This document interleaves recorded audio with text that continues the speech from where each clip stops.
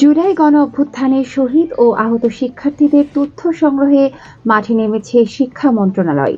বিশ্ববিদ্যালয়, school, college, কারিগরি ও মাদ্রাসা সহ প্রতিটি শিক্ষা প্রতিষ্ঠানকে জুলাই বিপ্লবের শহীদ ও আহতদের বীরগাথা লিখিত আকারে 20 আগস্টের মধ্যে মন্ত্রণালয়ে পাঠানোর নির্দেশ দেওয়া হয়। শিক্ষার্থীদের আত্মত্যাগের বিনিময়ে দেশ নতুন সম্ভাবনার পথে যাত্রা শুরু করেছে।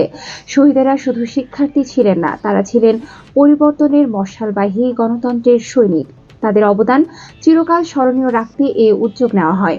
নির্দেশনায় বলা হয়, শহীদ ও আহত শিক্ষার্থীদের ছবি ও তথ্য সহ সর্বোচ্চ 2 পাতার একটি প্রবন্ধ লিখে হার্ড কপি পাঠানোর পাশাপাশি সফট কপি নিকষ বাংলা 14 ফন্টে ইমেল করতে হবে apa@moedu.gov.bd এই ঠিকানায়।